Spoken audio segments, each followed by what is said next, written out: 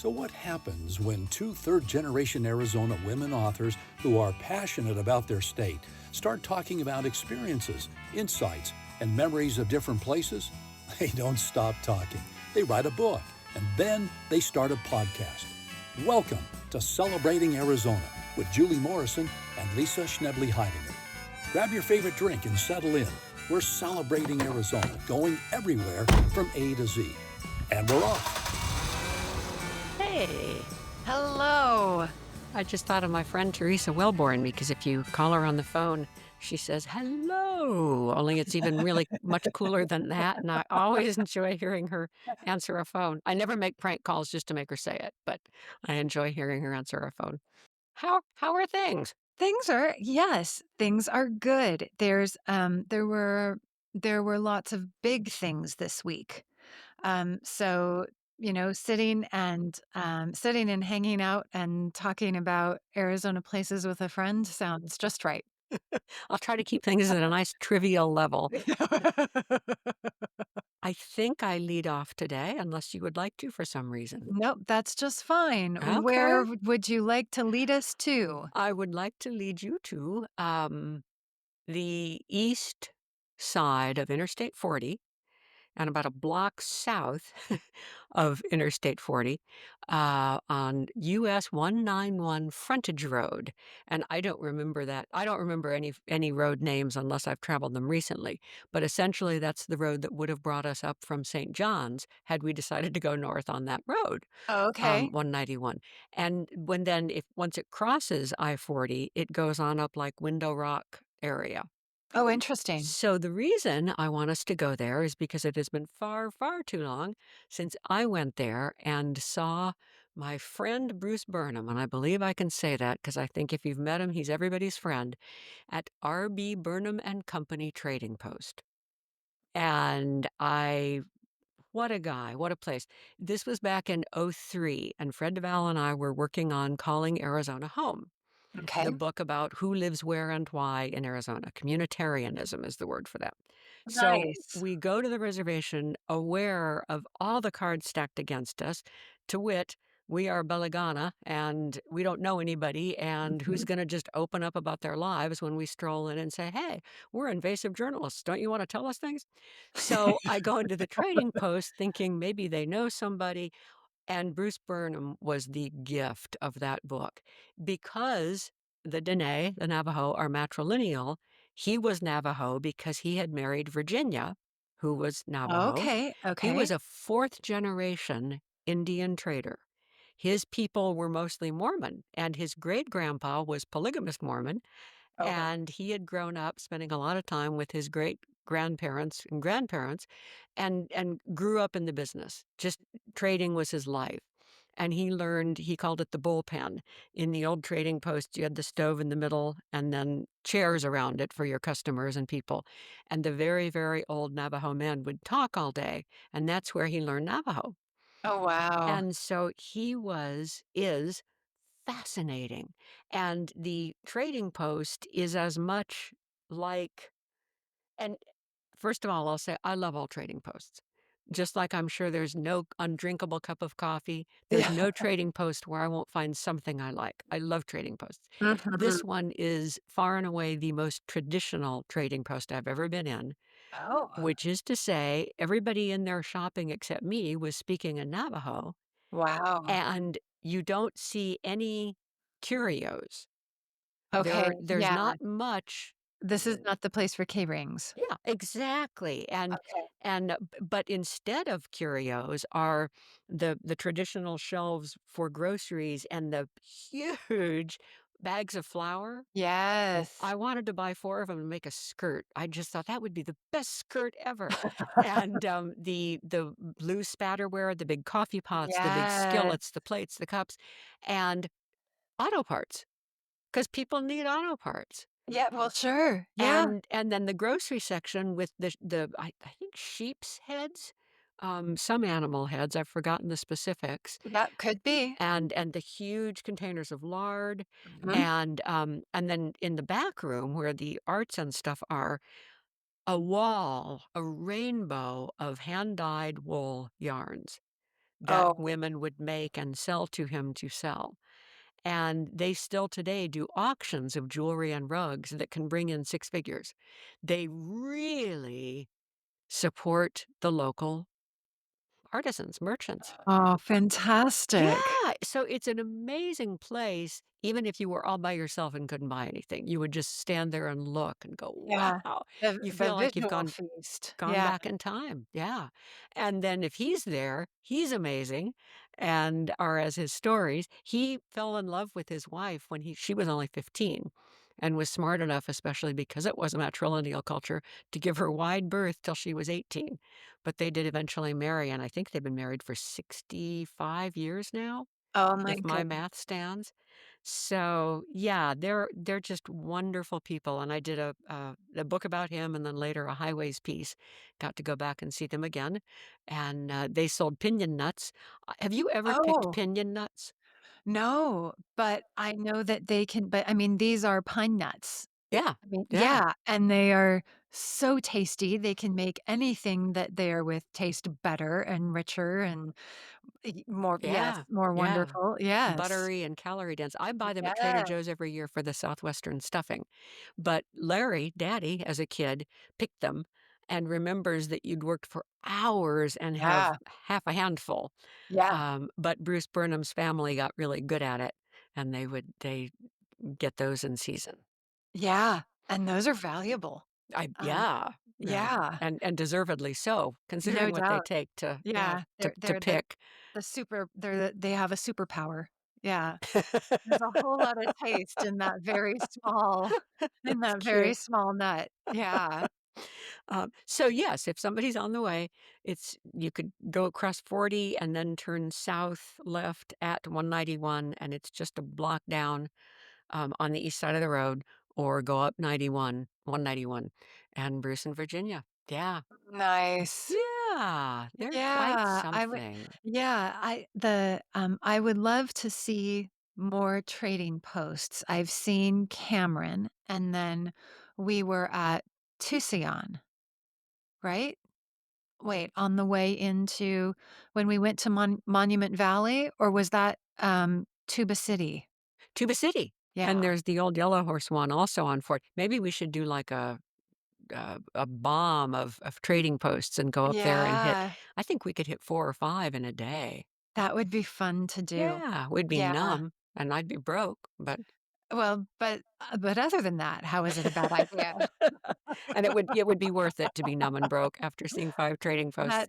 That might be that might be worth pouring yourself out on. Yeah. Yeah, that's a good Yeah. phrase. I am for it out. Oh, and I forgot last week to say this, so I'm gonna go ahead and add this on. As you know, Julie, our audience does not yet, we have stickers. Stickers that are easy peel that advertise our podcast with its name and the website. And the eventual goal will be to have them everywhere on registers near you. And then when somebody sees it and takes a photo with it and sends it to us, texts it or whatever, we will be able to give it a call out on the show. So the training wheel version of this is my good friend Melissa Workman, who lived here for 20, 30. Well, I think she was raised here. She went to Xavier. So lived here a very long time. And I've known her for almost 30 years. But she was visiting recently from Seattle, where they now live. And I gave her a sticker and she put it on her car and she sent me a picture of the sticker on her car in Seattle. Oh, So if our fun. listenership shoots up in Seattle, we'll know that people pay a lot of attention to stickers on cars up there. Oh, and that traffic is very bad.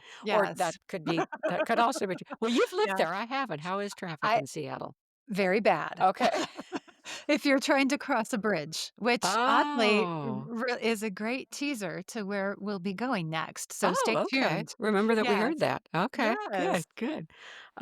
So, well, that serves us well then, if It many people does. are sitting on bridges. Yes, it does, giving them plenty of time to read the bumper stickers ahead of them. Yes, What for does that sure. say? Yeah, Yeah, and she has yeah. it up on the back little back of her window.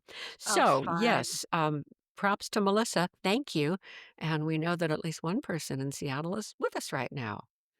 and welcome. Hello. Yes, Enjoy yeah. yes. We hope you enjoy the rest of the show. We'll be Yes. talking about bridges. We know you're conversant with those. Yes, indeed. But meantime, shall we break? And Yes, that should okay, happen after the break. okay, Okay, very see good. you soon. Breaking. So I've learned a new word I'm sharing with you: semi-quincentennial, half of 500 or 250. From now on, we can say AZ250. That's the commission leading our celebration of the United States' big birthday next year. We are excited to be the podcast partner, and we'll be sharing aspects of the AZ250 plans. One, the special passport highlighting treasures to visit around Arizona, in addition to hikes and breweries and parks, oh my. You can look it up online with the https://azsos.gov/passport 250. And here we are, back and And ready to have you take us someplace. yes, and so I'm going to take us to the southern bank of the Salt River, just because in modern days there's a park there and you can look and see the railroad bridge that goes across the river. You can also see the Mill Avenue Bridge, which goes across the river, and these are important to our story because Now, in make nine sure that I know. The Mill Avenue is the one with the really cool lights all spaced down it. It's been yes. there forever? Yes, Yeah, and then okay, yeah, yes. good. Okay, and so in 1980, the Salt River flooded. Most of Phoenix flooded, but the Salt River flooded to be impassable to vehicle traffic except on 2 bridges, Central Avenue and Mill Avenue. And so those are the only 2 bridges that could get cars across the river and into Phoenix, which meant 7-hour waits Oh my to cross the river from the East gosh. Valley. My family, my dad, mom and dad, were living with me in Northeast Mesa at the time, and so dad was part of this mess trying to get into downtown Phoenix. And as an aside, people got very creative and realized that there are a whole lot of private airplanes in the East Valley for, well, farm use, as my dad and his brothers did. Oh, crop dusting type They had things? some crop dusters. I mean, but there were, and because there were private airfields in the East Valley. So you had Falcon Field and you had Chandler Municipal Airport. And so these were 2 places from which planes could take off with essentially the plane pool of people and get them across the river and land at Sky Harbor. And this worked beautifully for inbound trips because landing traffic has priority in the pattern. I Um, didn't know that. yes, I didn't either, but dad was a pilot and he was actually one of the pilots doing this. And he had a pretty magical group of people because he had two employees from Arizona Bank, and then he had a man named Bill Arnett, who was the owner of Yellow Cab. And Oh, for so crying out loud. not only could they land at Sky Harbor, they could be met by a cab and be and get into downtown, Wow. and they could then get out of downtown and back to Sky Harbor, In but another cab? trying to get out was Oh. nightmare. The experience was, got in the plane and fired up and called the tower, and tower said, "Yeah, call us back in an hour and a half, and we'll let you know if you can start your Oh my engine." gosh. So vehicle traffic is a mess, airplane traffic is a mess, and in the meantime, ADOT, our own Arizona Department of Transportation, contracts for the service of 2 engines and 6 passenger cars from Amtrak, and then organized feeder bus service to get to, what used to be Honeywell, and Mesa and Tempe before getting over the river and into Phoenix. Over the river and into Phoenix. Yes, yeah, and into town. Yeah, Yeah. exactly. So, and in order for the in order for the trains to operate, Southern Pacific, whose rail it was, rerouted the freight trains or rescheduled them because this train service operated from 5:30 a.m. to 10 p.m. and it charged $1 for round trips. Boy, give it up for ADOT. That was Yes. mighty creative, and I bet they worked so fast to make And that happen. in a way, they have paid for it ever since because people loved it so much that they called it that they I mean, the crowding was so bad in the cars that they called it the Sardine Express. Its name was actually the Hattie B. They named this, the train service the Hattie B after Harriet Babbitt, who was the state's first lady. But it became known as the Puddle Jumper or the Sardine Express Oh. because of the reason that the service was there and because people loved it so much. And since that time, people from the East Valley have been clamoring, and it comes up every year, and there have been studies. I was a transportation planner, so I know even professionally that, there has been massive interest in trying to get this service reinstated. Interesting. I wonder why they haven't done a light rail spur, considering they can do one to Sky Harbor, Well, so light rail now, does come out to Mesa, yes, but but the it doesn't thing cross about the river. it does, it Oh, it absolutely does. crosses Okay. the river, Okay. yes, but it has many more stops. So it doesn't take Oh, they had an express. they had only 3 stops on the east side of the river. In order to have a passenger rail service, you would really need its own track, which would mean that you would need 2 tracks for both in and outbound service. And or at least track with sidings, and engineers could tell you a whole lot more about that, and I'm a mere planner, so bear with me. This is why we are looking at the Salt River and these 2 bridges is because of the historic 1980 flood that created sort of this transportation phenomenon of, the East Valley wanting rail service that it has never had since. So in some relatively short period of time, like right before the flood and then into the flood season, your father would have taken train, plane, and automobile across Yeah. the Salt. He would have, yes, he could have been his own movie. Yes. Yes, yes, indeed. How about that? Yeah, I yeah. never saw it in person. We were living in Tucson, and I knew I covered Bruce Babbitt later when he was in office, and I remember the Hattie B, but I never saw it. Well, tremendous crowd pleaser. Well, The let's break and crowd. Yeah, come back for a question and some readings. very good, okay. Okay. The folks at Visit Flagstaff are doing all they can to give Route 66 the centennial celebration it deserves. I have a copy of the Flagstaff Visitor's Guide that has an astonishing array of things we can see and do around Route 66 and Flagstaff. We're invited to the Visitor Center in the historic train depot. Before you go hit the road, stop by the station. I did, and I got a holiday ornament and a coaster I love. Visit Flagstaff indeed. And so we're back. We are, and because I spoke first, you will read to us first, please? But do we have a Yes, we have mug a and a question. We have a question? mug and a question. I have a mug Yeah, and a God. question, Takes a yes. village, or at least it takes you. So the mug, because Burnham, wonderful people though they are, do not sell branded coffee mugs. That's not who they are. But the closest is Hubble Trading Post. Nice.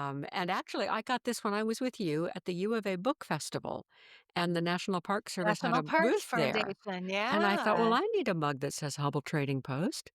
Yes. So that will be on today's show and on the website. And then someday we'll go there and I'll buy you your own Hubble Trading Post mug. Okay, you're on. I'll pay the gas money. Even better. Yeah, Buy yeah. you a whole pitcher.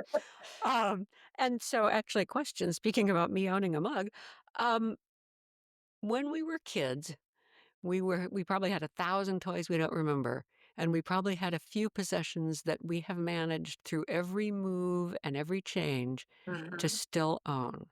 mhm. If I say that out loud, what do you think of? I still have my books from when I was growing up. Your book. So I have the George and Martha picture books. I don't know George and Martha. Oh, these are about there are 2 hippos that are 2 Oh, best friends. George and Martha are the 2 best friends. okay. They have, like, 4 stories per book, and the stories are about 4 pages long, and they're just charming. It's about Martha refusing to wear her sunscreen and going out gardening and getting burnt, and, George not saying, "I tell you so." And then the next story is about how she just doesn't have a green thumb. So despite her, despite the fact that she spent all this time gardening, like the flowers don't make it. And so George comes and replants the whole garden. And so she wakes up to see her, flowers in the garden Oh. and, "Oh, you're such a good friend." And they are Oh. charming. So I have those. I have Goodnight Moon. I have 9 True Dolphin Stories, which Never was heard of that. yep. Um, so it's all my books have gone with me on every move. Yeah. And Yeah. you move a lot. I have moved You a don't lot. move once in a while. No, I have moved a lot. I'm really thinking that I'm gonna learn how to move less, but, I've been fortunate. Moving has been a tool that I could use in my life to take advantage of more opportunity, and so I have. It's also meant a whole lot of cardboard. I bet. Yeah. The Yeah. advantage would be then you wouldn't have as much stuff as my Yes. parents had after 60 years never moving, Yep. and as we have coming up on 30 something. But, Yep. It yeah. does force you to discard. Yeah. Yes, it does. Yeah. Which is a lot. Yeah, but never the books, never the Good books. for you. Yeah, yeah, Next how time about I'm you? in the same place you are, I wanna see George and Martha. What Yeah. came to mind was a box, probably 8.5 by 11, and it says on it, "China Toy Tea Set," and up in Oh. the top corner is written in pencil, 197, and it was at Woolworths. Remember the Woolworths Oh, stores? And yeah. I saved my dime allowance for longer than I have ever saved money for anything in my life until this new Okay. Bronco Sport, because I wanted it's Blue Willow, and I had a couple little China tea sets, just little tiny cups and saucers and bitty kind of, slapdash things.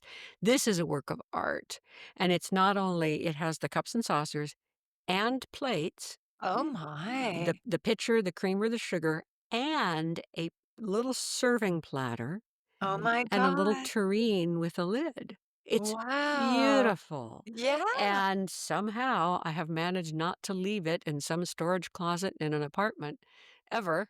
And so Nice. it is still in our closet. And I just Oh, love the thing. that's lovely. How Good, well, fun. yeah, so let's see, you were asking about Yes, reading. reading. Okay. Speaking of books, reading. Yeah, but yeah, oh, yeah, reading the books. Okay. All right. Because this week did have big things in it, and, many times I felt flooded. Uh, Oh, nice. yeah, this is part of the reason why we did the 1980 Salt River flood and Okay. and the Hattie B. Yes, I have a poem called "Body of Water." Perhaps I've sought rivers most when I feel like a puddle, stepped on by life, wondering how long I'll last in this diminishing state, longing for some sense of flow, the relief of being floated, carried, weightless.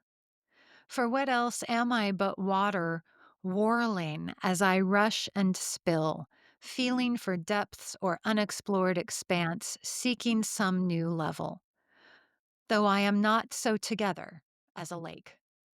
I like pools, but have no wish to pond. Stillness means settling, and the water within me teems, coursing, picking some things up as I travel, leaving more behind. Worlds within every one of my drops, quickened by release into room to race, roll, poke about, pull some in, put others off, gravity and me in a splash dance as we play. Love, love, love the last line. In a Yeah. splash Thank dance you. as we play. Oh, that's Yeah. exquisite. Thank you. Reminds me of Thank a picture we have of Sedona from her 5th grade birthday party.